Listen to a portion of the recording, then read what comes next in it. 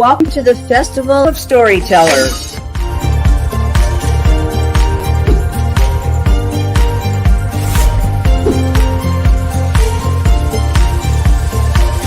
I thank everybody that's involved with this process because we know writers need readers and writers need publishers.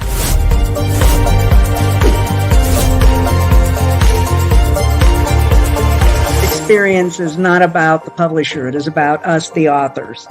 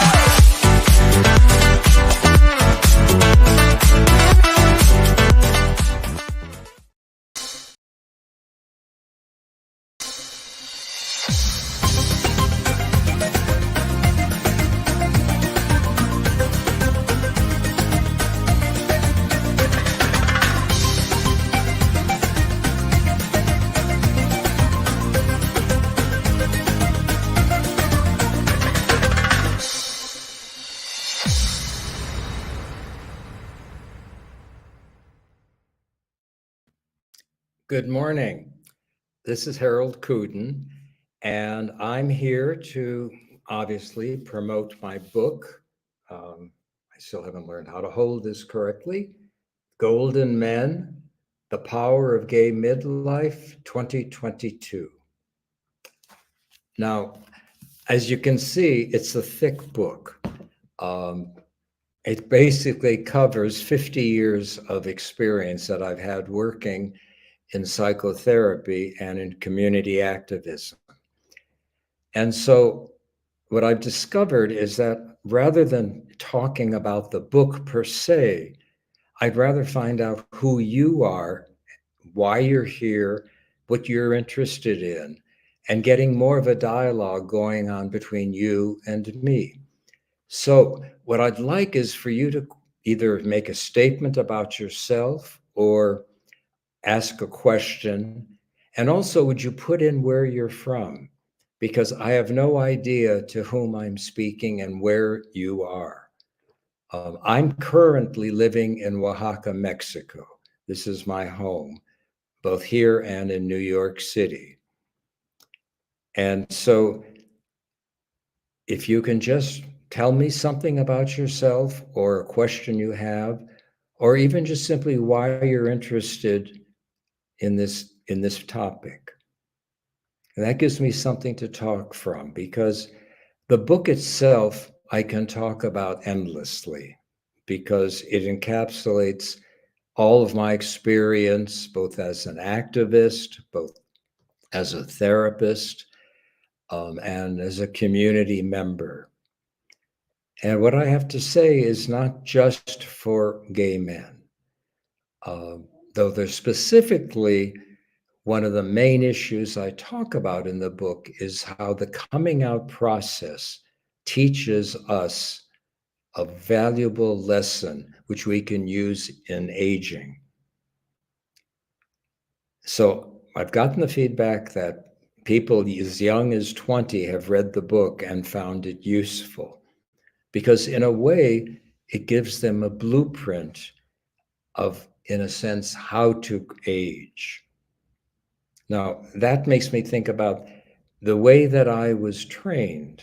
I was in a very unique program that at the University of Chicago called Human Development.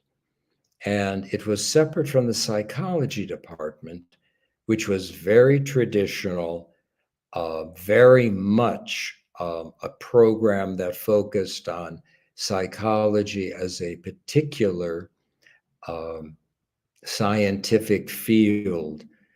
And they thought that we were really strange people because we studied sociology, anthropology, psychology, genetics, biology, as well as studying the human being as a psychological being in a physical body in a social environment, and all of them interacted, which is why my approach is, to this day, a very inclusive one. The other thing that I think is important is that our or it was a committee really, believed in the whole concept of developmental tasks, that as we age, there are new crises, new ways of handling it, and new issues to deal with and it continues until we die. That it's not the sort of traditional thinking of, oh, everything is set by the age 4 or 5 and the rest is just repetition. That there is a constant growth. And so my book is about that because it's based on the idea that we are both a body, a mind, and a soul. And the book is a self-help book to deal with those issues with a question and no answers, but questions, so that you can learn each step of the way what the issues are. Okay, now I'm not sure if anyone is out there, so it's a little strange. Okay, Henrietta D. Clark commented, how is the landscape of discussions around the coming out process in aging changed since your book was originally published in 2000? And do you see any evolving trends or perspectives? Yes, I think the landscape has very much changed. When my book came out in 2000, it was the first of its kind. No book had been written at that point about the issue of aging and gay men. Specifically, there was a lot of work done around aging, but non-gay men. They didn't include homosexuality at all, except maybe 1 or 2 references in an index. And the only book at that time for women was Lesbians at Midlife. That came out in the 90s. But other than that, there was nothing around gay men. And so when I wrote the book, I specifically talked about the concept of coming out and what that taught us. And what was, for example, there's an author, John Andreotti, who is a prominent writer now in the gay community, credits that my book as beginning him to start thinking about these issues. And he has written extensively and continues to write on these issues. And other people have been using these issues as part of their thesis. There was research done about one of the concepts that I talked about, which was internalized gay ageism. I felt that that was one of the critical factors we had to look at, because with AIDS and my work with gay men, I discovered there are many gay men who actually were more fearful of aging as a gay man than they were of dying. And so I felt something had to be written dealing with that. So someone wrote, I'm very proud of you, Dr. Kooden. Thank you. Well, it's sharing the knowledge. Okay. Again, continuing with what Henrietta Clark had asked, I think we do have evolving trends. Now, for example, an organization called SAGE, which used to be called Senior Action in a Gay Environment. They changed the name now to Services and Advocacy for GLBT Elders. It's now a nationwide organization, though headquartered in New York, and is one of the major influences in dealing with aging, not just for gay men, but aging in the LGBTQ community. So I see that as being part of the trend that's been developing over the years, and it has gone international. They're now working with international organizations on these issues. Okay. How was the experience when you came out? Well, for those of you who don't know, mine was a very unique coming out. I was sexually very precocious, so that I was out having sex when I was 12 and 13. And I was arrested by the police when I was 14, which changed my life completely, obviously, so that, I didn't have to come out to my family. The police told them. And though it led to some pretty miserable years, I eventually, at age just after I turned 18, left home because I was still a ward of the court. And if I had left before I turned 18, they could have had the court called me back and put back into detention home. It was not a pretty scene. They found out that I was actively gay again when I was 17. My brother, who was a Marine sergeant, had the police follow me. So it was a very difficult, traumatic experience. But I'll tell you the beauty of it. The beauty of that experience was that in the detention home, I looked around and I didn't see anybody who looked like me, a white, middle-class Jewish kid. They were either Black, Hispanic, basically Mexican American, because this was Los Angeles, or what in my thinking, like hillbilly, Appalachia looking. And what I saw then was that we all were outsiders. We were not part of the mainstream. And it made me begin to start have a connection with these people that I had no connection with otherwise. And it was sort of the seeds of something that I couldn't quite, and I didn't have the intellectual framework to think about it. But as it developed, it gave me an understanding of what an outsider is, what it is to be outside of the mainstream. And that's partially how I ended up being an activist from a very early age. A question from Cassandra. Oh, hi, Cassandra.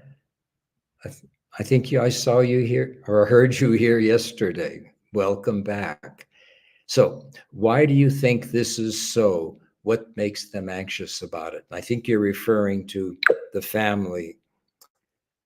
Well, there are a couple of things, Cassandra, that I think are in that. One of which is,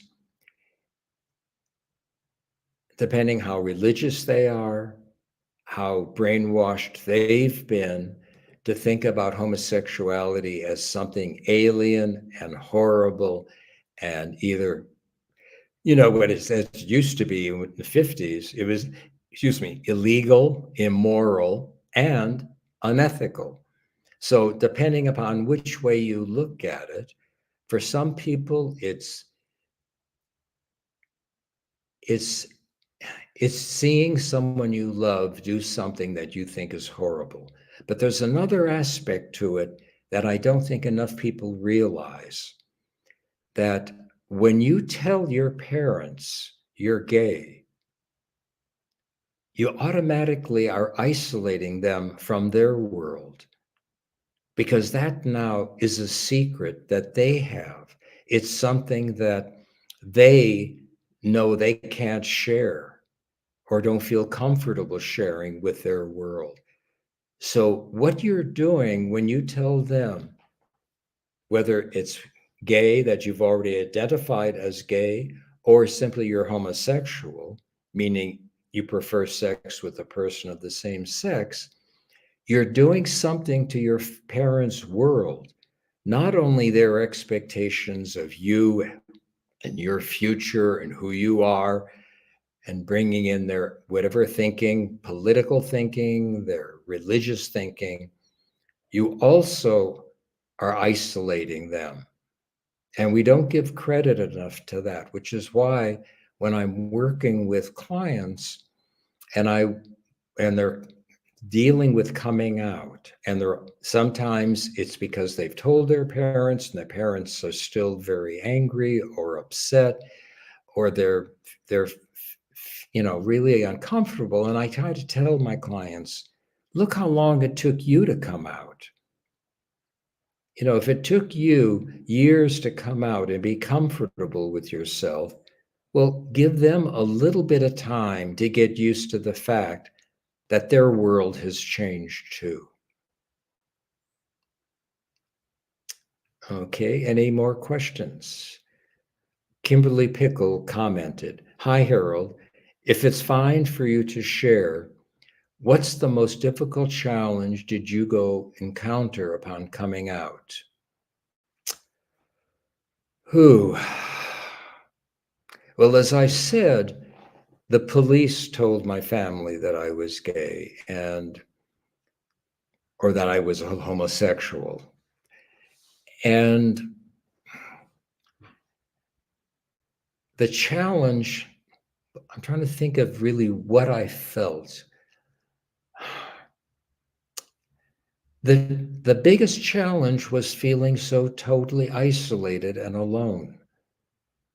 I mean, I mentioned yesterday my experience that after being arrested, after getting, the book thrown at me, having to have a court trial, the whole bit, it was seeing my family's total and complete lack of support. And I felt completely alone. And at that point, at age 14, is when I attempted suicide. And it was a serious attempt. This wasn't an act of, oh, I'm, really miserable, I'll get back at them. I planned it so it would look like an accident. I had everything set up, etc. And it was only because of a 1 in a million aberrations that happened that it didn't go through. So the most difficult challenge was that sense of total and complete lack of support.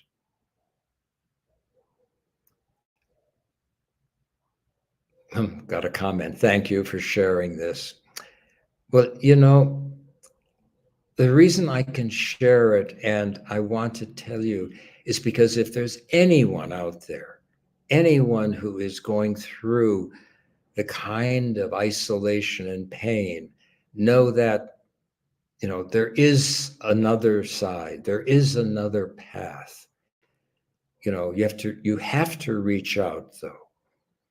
And this is why I support the hotlines.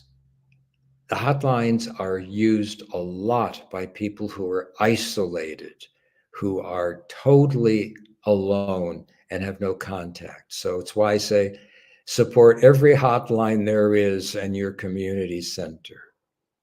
Okay, the comment now is support is a huge factor, really, especially from your loved ones. Absolutely. Absolutely. Um, it makes me think of a story. I have a nephew who also is gay. And when he came out, um, and he finally told his mother, she got hysterical. Even though my sister was very supportive of me, she got very upset.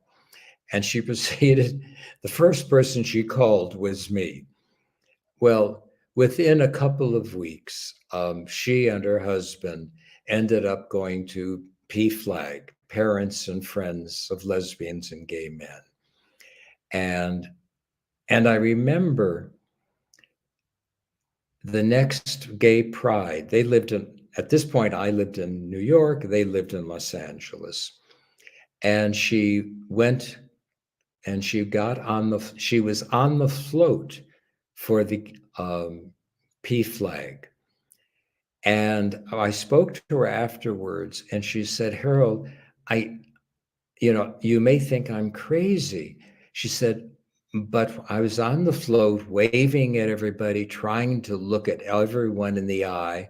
And she said, as the float approached, I could hear the applause. And she said it was, like crescendo as their float arrived. Now, remember, we're talking back in this was probably the 70s or 80s, the 70s, and what she did, she said, I looked at everybody in the eye and I swear I was seeing love. Now, what was going on? And I said, Dinah, you were seeing love. I said, Dinah, you were seeing so many people who wished their family was up there. You were seeing the love they gave you for being a mother who was willing to stand up and say, I have a gay son. Okay, Travis commented, I'm that anyone, Dr. Kooden. Thank you for the inspiration. Travis, can you tell me more about yourself? Travis, I would really like to hear what that anyone for you means. And also, where are you coming from? Oh, wish I can join this gay pride parade. Well, the parade, unfortunately, has become very much a commercial issue as well, at least in New York. But it's important because those are the moments of our gathering together. I think of, for example, I started my first gay pride parade was in 1970. And I eventually came out professionally. And though I'd been out and obviously professionally, a lot of doors got closed when I came out professionally. But I remember walking in the parade carrying a sign just saying New York, New York gay psychologist. And I was the only one in the parades with that sign. Now that's very different, obviously. But I remember the walking and people's response when they saw the sign. And it was the group that gave me the courage to do that. Now, Walter C. Dixon commented, can you elaborate on principles mentioned in the book that can contribute to a gay man's preparation for aging? Well, thank you, Walter, because that's a very important point. Okay, in order to say how coming out prepares for aging, let me go back to 3 main points about coming out. Now, coming out there are 3 stages to it. The first is the finally recognizing yourself as homosexual, that you are somebody who enjoys emotional, physical connection with someone of the same sex. and not putting yourself down for it, but recognizing it, accepting it, and in a sense, embracing. And that's a very ethical act, because what you're doing is saying to the world, this is who I am. To your family, to your friends, to your, could be to your work. And as a very good friend of mine, a nun who didn't come out until she was in her 30s, it meant dealing with God. So the first step is what I call authenticity. It's being honest and open and true to yourself. The second step is the community. It's seeing a community that you are a part of. It's seeing a community that you can be a member of and recognizes you as one of them. And the third is hope. It's seeing that there is a positive future for you as who you are. Now, those lessons can be used later on in aging, because in aging, you may have to be leaving the group that you were a part of, which was younger men. It means turning away from them and looking to the group who are your peers, your equals, and embracing them and knowing you have the power to have a future and a positive life from that position. So if you can think of it in terms of self-identifying in a positive way, seeing a community that recognizes you in a positive way, and having a positive future, it's the transition each step of the way. So you may have done it from being in a non-gay gay world. You may do it to becoming in the middle age, to see yourself as you're not one of those who are younger, you are older, and you have a peership and you have a future. So just as you came out and went through that process, you can do it as a middle-aged gay man, or like me, as an old man. I'm 87 years old, and I had to go through the same things. Okay, Ella Causey commented, how do you approach people who are closed-minded, but whose actions aren't really harmful? Do you try to make them understand? Very good question. Well, Ella, why do you want to approach these people?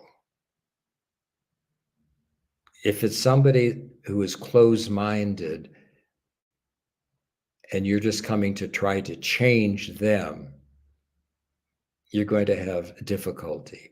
If there's somebody who is close and is conflicted, then simply try to find out what is the conflict around for them. What's the principle that they're operating under? You know, you're saying their actions aren't really harmful, but they may not be overtly harmful, but they can be very harmful to themselves and to other people by the way they exclude other people. So, you know, when you say, how do you approach people who are closed-minded? I think we have to ask, I would ask myself, is this person someone who wants to change? Are they saying they want to look at things differently? Then it's a different story. If they want to look at it differently, then you have an in. But if there's no reason, then why attempt it? And it makes me also think, Ella, you know, you don't know. I mean, at age 65, I met a Black man who was my first emotional, professional peer. We became lovers. He is now my husband. We both live here in Mexico. And obviously, the issue of racism has been a very, very big issue. And we've worked on it. We've actually, he and I led a seminar for 8 years on racism, dealing specifically with racism, white supremacy, and white privilege. And so for many of the people in the discussion took years to realize all aspects of what racism was for them. So when you ask the question about people who are closed-minded, it's a two-way street. You can't change people, but you can try to present yourself with as much information as you can. Okay, I'm getting a notice. Oh, we've reached up. The time is up. Okay, well, okay. I know I'm just hitting these things superficially. I have so much to say that I'd like to share with you, but I'll be on. Now my time is tomorrow at 6 p.m. Now my time is the same as Chicago. It's Central Time. So if you'd like to continue the dialogue, I'd be more than happy. Much of it, by the way, is in the book. It's in this book. But so hopefully see you tomorrow, 6 o'clock Central Standard Time. And thank you. Thank you all for listening and being there.